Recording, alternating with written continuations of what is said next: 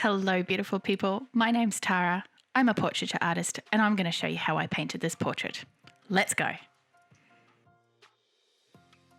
The first thing I want to talk you through is exactly how I created this jacket. I actually created it using a seamless washi tape paper. So you can see me trying to connect everything together using my scalpel, cutting things out. And in general, I'm just trying to lay down the shape of this jacket using washi tape. The reason I'm using washi tape is because it just allows me to get such an interesting pattern down very quickly without me having to do it myself by hand. And you'll see in the coming layers how I render that and integrate it all together into the background.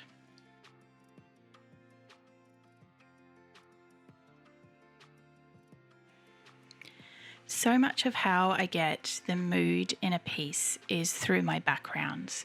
So for this piece, I really wanted a bright, joyful, dreamy feel. So I'm actually going to be really reflecting that mood in the colors I choose for the background. So I'm laying down some magenta colors, some fluoro pink ink, and I'm using a paint called Australian Sienna, which I often say is like sunshine in a tube. So these first layers of the background, I'm not getting overly detailed. I'm just working at getting color down. I'm bringing in some scribbly bits with a Copic marker, outlining my subject a little bit as a way to draw the eye to the subject. But in general, I'm just playing around and actually having a lot of fun. So it's not about the details yet. It's really just figuring out where the colors go, where the light is coming from, and how I get that mood, as well as draw the attention to the subject I'm painting. So say if you're a client and you come to me and you want me to paint a portrait for you, mood is actually one of the things we would discuss along with color scheme. So for example, if I was to be painting a child who has a particularly happy personality, we would really try and convey that in the mood as well as the expression of the face itself. But the background is strategically how I create mood, and I work with my clients quite closely on this.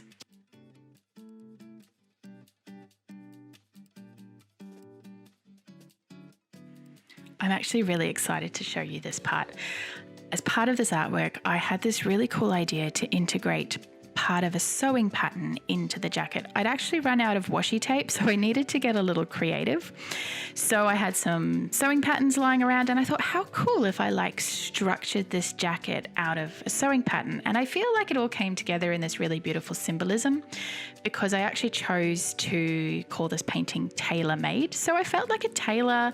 I was using sewing patterns, I was constructing this jacket, and I just thought it all came together. So incorporating these really unique collage elements is very much part of my style, and I've found that working with clients on this has been really quite lovely. So with each client, I actually talk to them about how we can integrate paper elements, or it might be really sentimental things. So say, for example, maybe photocopies of handwritten letters, or artisanal papers that I get from this really gorgeous boutique in Melbourne. So it's a real opportunity to make something incredibly customized and unique and interesting and just loaded with that detail that otherwise, might not be there if we didn't integrate those collage elements.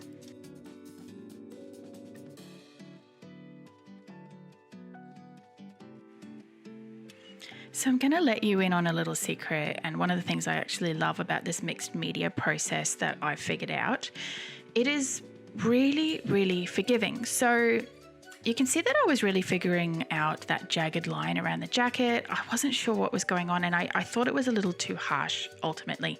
So because the paper I'm working on is such pro grade, I can actually cover it up. I can put a textured primer on top, and then I actually come in and lay another bit of sewing pattern on top, and I cover it over. And that's just all part of the method that I've developed, and I can just figure it out as I go.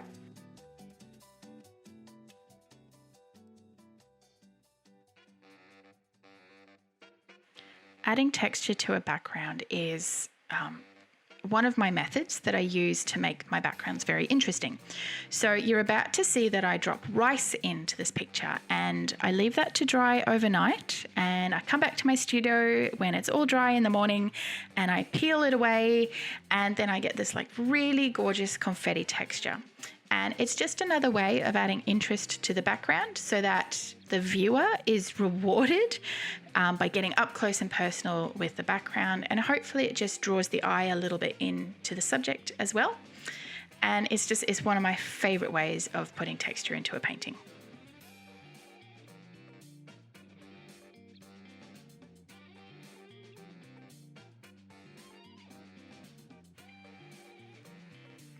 Okay, I'm going to talk you through how I do skin layers.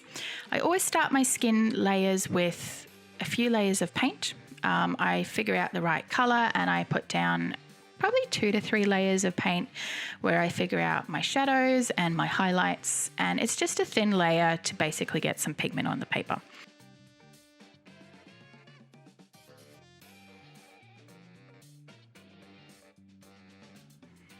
After that, my goal is to establish as many interesting colors in the skin tones as possible. So every portrait I do is different, every commission I do is different, and it will depend often on the colors in the background. So for this portrait, because I've got these delicious fluoro pinks and yellows in the background, I'm going to now reflect those colors in the skin tones.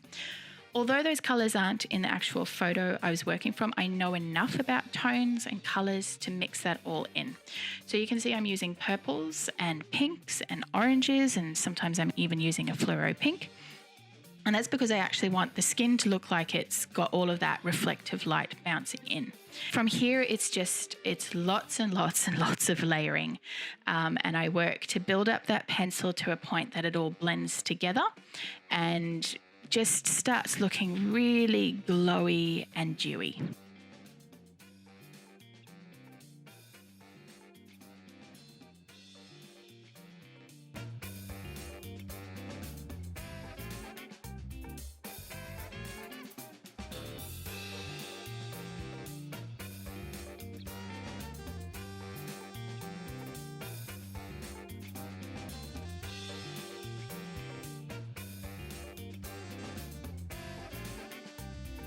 Sometimes when I'm about halfway through a subject, I'll actually jump back to the background, just like I'm doing here. And it's because I feel it needs more definition and more detail. So I've put in some dribbles. I'm going to put in a little bit more rice texture detail. And you're actually going to see me pull out some details from the jacket as well, using like a bright fluoro color and a white pencil as well. And it's just my way of making sure those details are rich enough and at the level I want them.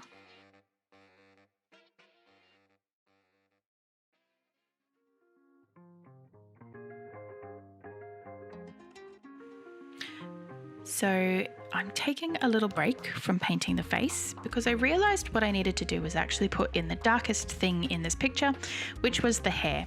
And it's often you need to put in the darkest thing to know how bright your lights need to be and where your midtones need to sit. Now the secret with hair is essentially lots and lots of layers. I wish it was a one layer thing, but it's not. So I always start with a couple of paint layers, much like how I start with skin, and then I will start building up my layers with pencil, and I'll start possibly doing like little strands to hint at the direction of the hair.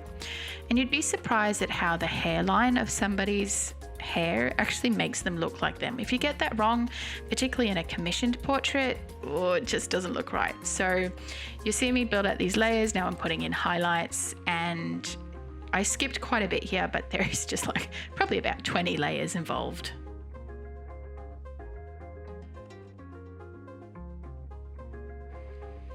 This has got to be my favorite part of a portrait, when I've put in enough of the face that I can start putting in the highlights. So I'm actually using a watered down acrylic paint to do this. And there are highlights on the cheeks and the nose that are actually very close to white. And this is where all of that sparkly dewiness in the skin tones comes together. It's just so satisfying to see it all culminate with these beautiful sparkly bits on top.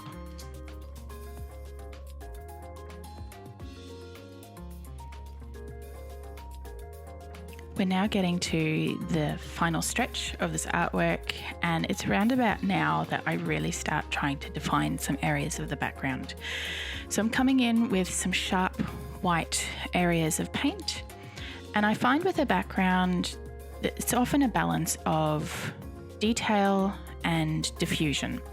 So with the background and with the jacket, what I'm trying to do now is bring in those details and also those soft glazes of color that just make everything glow and radiate a little bit.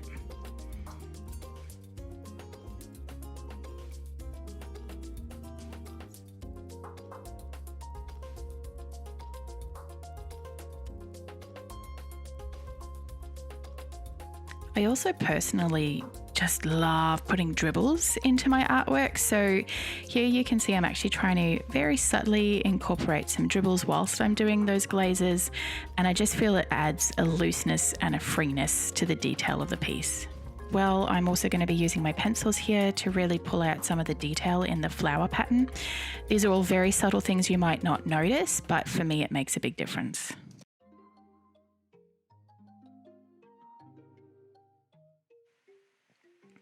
We are now on the home stretch of this piece. All of those skin tones have come together.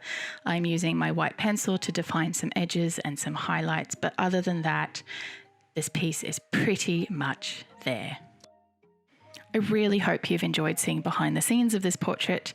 I wanted to welcome you into the process and exactly what goes on when I'm working with a client and working to really produce this beautiful custom piece of artwork that's just so unique. So if a portrait is something you're after, I have some information below in the description.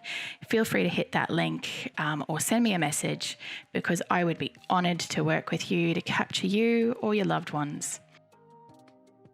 That's it from me for a while. I hope you enjoy these details, and I'll see you in the next video.